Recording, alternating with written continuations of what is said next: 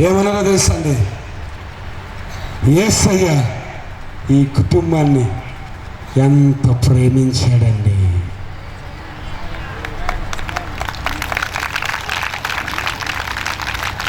ప్రేమ ప్రేమ జీవం. ప్రేమలో బ్రతుకుంది, ప్రేమలో జీవముంది. ఒక మనిషి బ్రతకాలంటే మనిషికి ప్రేమ ఉన్నది. నిద్ర వస్తుందా? ఆకలి వేస్తుంది. నేను పావు గంటలు ముగిస్తాను. చప్పట్లు కూడా కదా గట్టిగా. ఎంత ప్రేమించాడు ఈ కుటుంబాన్ని. ఆ ప్రేమ సమాధిలో ఉన్నాడు, బయటకు వచ్చాడు. బ్రతుకున్నోడు చచ్చిపోకూడదండి. బ్రతుకున్నోడు సమాధిలోకి పోకూడదు, రోడ్ల మీద పడకూడదు. Jesus was, Jesus was, Jesus loves you and me. దేవుడు లోకమును ఎంతో ప్రేమించాను కాగా తన అద్వితీయ కుమారుని యందు విశ్వాసముంచి ప్రతి వాడు నశింపక నిత్య జీవము పొందుకున్నట్లు ఆయనను వారికి అనుగ్రహించి. యేసు ఎందుకు వచ్చాడో తెలుసా?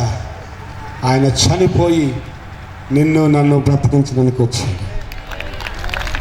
ఆయన చనిపోయి నిన్ను నన్ను బ్రతికించడానికి ఆయన ఈ లోకంలోకి వచ్చాడు. Jesus came to this world to die for us so that we can live in Jesus. కాబట్టి యేసులో జీవము. అప్పుడు వెంటనే లేచిపోయాడు. ఆ యేసుక్రీస్తు ప్రభు మార్తవతో అంటాడు, పునరుత్థానం అంటున్నావు కదా, నువ్వు ఏదో బాధ చేస్తావు కదా, అసలు పునరుత్థానం అంటే నీకు తెలుసా? అసలు పునరుత్థానం అంటే ఎవరో నీకు తెలుసా అంటే తెలీదు ఆమెకు.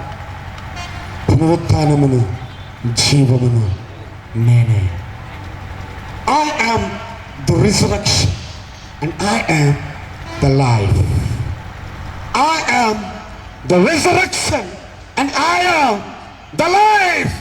నేనే పునరుత్థానము, నేనే జీవము. కాబట్టి ఎవడైతే నాలో విశ్వసిస్తాడో వాడు చచ్చిపోడు. యోహాను సువార్త 11వ అధ్యాయంలో ఉంటుంది మాట.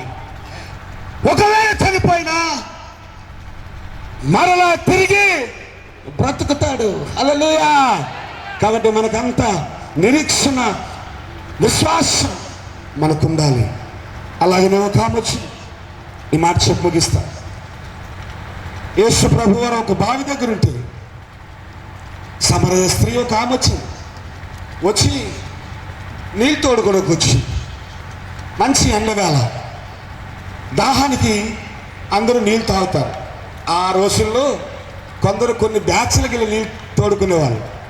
పెద్దలని చిన్నలని అవేవో ఉండేవి. అప్పుడు ఆ రోజుల్లో నేను పుట్టలేదు, మా తాతలు ముత్తాతలు పుట్టుంటారు. కొందరు నీళ్ళు తోడుకున్నాక కొందరు నీళ్ళు తోడుకునేవారు. అలాంటి రోజులు అవి. అయితే ఈమెకు నీళ్ళు అడిగాడు ఆయన. అమ్మా నేను కొంచెం నీళ్ళు తాత నాకు ఇస్తావంటే, నేను నీకు నీళ్ళు ఇవ్వకూడదు నాయన అని అంటూ ఆవిడ కూడా బాగు చేస్తుంది. నేను సమరయురాలు అంటే నువ్వెవరు అని అడిగానా? నీళ్ళు అడిగాను కానీ నువ్వెవరైతే నాకేంటి అని ఆయన మాట్లాడాడు. మాట్లాడితే నోనో నేను నీళ్ళు నీకు ఇవ్వకూడదంటే, అసలు నువ్వెవరితో మాట్లాడుతున్నావో నీకు తెలుసా? ఏమా అసలు నువ్వెవరితో మాట్లాడుతున్నావో నీకు తెలుసా? నువ్విచ్చి నీళ్ళు తాగితే మళ్ళా దాహం వేస్తుందేమో, మళ్ళా త్రాగాలి. కానీ నేనిచ్చి నీళ్ళు త్రాగువాడు ఎన్నటికీ, చెప్పండి, ఎన్నటికనండి, ఎన్నటికీ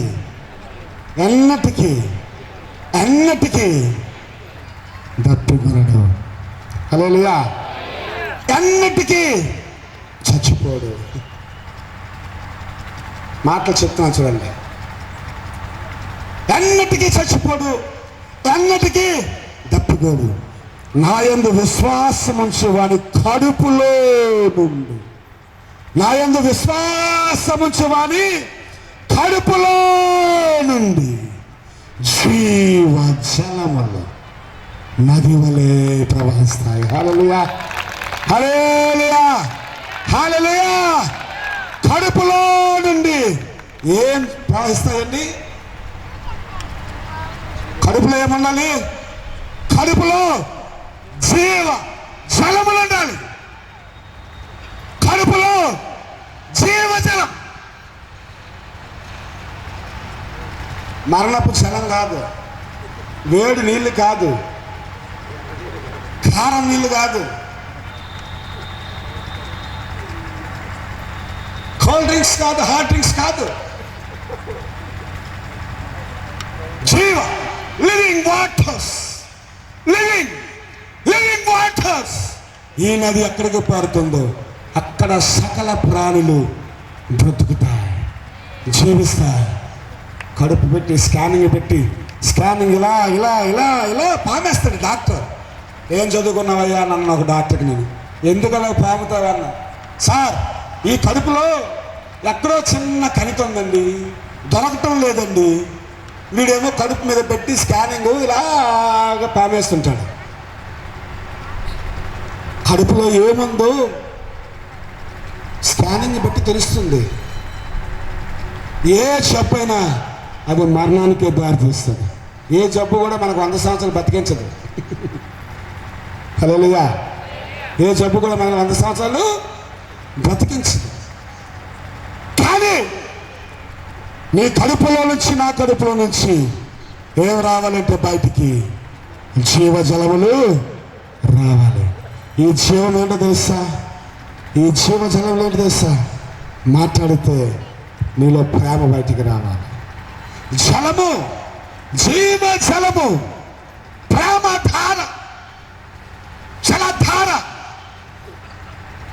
జలస్రవంతులు ఏవో ఉన్నాయి, ధారలు ఉన్నాయి, చలపేర్లు ఉన్నాయి. ఇవన్నీ కూడా కడుపులో నుండే ఊరాలి. హల్లెలూయా. ఒకవేళ మనలో ఇందులో ఏమైనా కుళ్ళుంటే, ఇందులో ఏమైనా రోగం ఉంటే, యేసు క్రీస్తు నందు కేవలం విశ్వాసం ఉంచితే అదంతా క్లీన్ అయిపోద్ది. చపలు కొడతారు ఒకసారి. ఈరోజు ఏదో కుమార్రాజు వచ్చాడు, మైక్ పెట్టాడు, ఏదో గొప్ప స్వస్థతలు చేస్తాడంట, గొప్ప అద్భుతాలు చేస్తాడంట. ఇది కాదు సువార్త. విశ్వాసం, నీకు విశ్వాసం, నువ్వు నమ్మితే దేవుడి మహిమ చూస్తావు, నమ్మకపోతే చూడవు. అంతే తేడా, ఇంకేం లేదు. అది నీ దగ్గర పెట్టుబడి, అది నీ పెట్టుబడి. ఎందుకంటే వెళ్ళాలి తెల్లవారు 5 గంటలకు వెళ్ళాలి, డాక్టర్ గారు 9 గంటలకు వస్తాడు. అరే వెళ్ళి 5 గంటలకి బయలుదేరి ఆ డాక్టర్ గారు 11 గంటలకు వస్తాడు. ఇలాగా వెయిట్ చేయాలి. డాక్టర్లు కాబట్టి తిట్టలేదు సుమా, సారీ. ఆ డాక్టర్ వస్తారా, నీ ఫ్యాన్ వేయడం మీద ఒక్క పెడుతుంది. అలా నీ లోపు వస్తాడు, డాక్టర్ వస్తాడు, చూస్తాడు. నువ్వు స్కానింగ్కి వెళ్ళు, నువ్వు ఎక్స్రేకి వెళ్ళాలి. 11 గంటలకి వచ్చి డాక్టర్ 1 గంటకి చూస్తే స్కానింగ్ రిపోర్ట్లు అన్నీ సాయంత్రం 5 అవుతుంది. ఈ లోపు నీ ఇంటి దగ్గర భార్య బిడ్డలు నీకోసం ఎందుకు అలాగ పడిగాపులుగా, ఎందుకు వాళ్ళు చాలని, నీకు ఎందుకంత బాధ? విశ్వాసం, విశ్వాసం, విశ్వాసం. అర్థమవుతుందండి? లైట్ ఆఫ్ అయినా ఒకసారి చేతులు పైకెత్తండి ఒకసారి. నా యందు విశ్వాసం ఉంచి వాని కడుపులో నుండి జీవ జలములు నది వలె ప్రవహిస్తాయి. హల్లెలూయా, హల్లెలూయా. నా యందు విశ్వాసం ఉంచేవాడు ఎన్నటికీ చనిపోడు, ఒకవేళ చచ్చిపోయినా తిరిగి బ్రతికిస్తాడు. అందుకోసమే అయితే ఇప్పుడు మేమేం చేయాలి? యేసుక్రీస్తు ప్రభువు నందు విశ్వాసం ఉంచిన మీకు, యేసుక్రీస్తు నందు జీవము పొందుకుంటున్న మీకు దేవుడు మాకు ఒక ఆజ్ఞ ఇచ్చి, సర్వలోకమునకు వెళ్ళి సర్వ సృష్టికి సువార్త ప్రకటించండి. ఇక్కడితో చాలామంది స్టేజ్లు ఎక్కేస్తున్నారు, విమానాలు ఎక్కేస్తున్నారు, ఓ గొప్ప గొప్ప సభలు పెట్టేస్తున్నారు. కానీ ఆ తరువాత సువార్తకు జీవాన్నిచ్చే ప్రక్రియ ఒకటి ఉందండి. అక్కడ ఏం చెప్పాడంటే, మీరు రోగుల మీద చేతులుంచినప్పుడు వారు స్వస్థత పొందుకుంటారు. సువార్త తర్వాత స్వస్థతే నీ సువార్తను బలపరుస్తుంది. సువార్త తర్వాత స్వస్థత నిన్ను దేవుని రాజ్యంలోనికి నడిపిస్తుంది. హల్లెలూయా. మీరు రోగుల మీద చేతులుంచినప్పుడు వాళ్ళు స్వస్థత పొందగలరు. దెయ్యాలు నా నామంలో వెళ్ళగొట్టండి, కుష్ఠరోగుల్ని శుద్ధీకరించండి, అలాగనే చనిపోయిన వారిని లేపండి.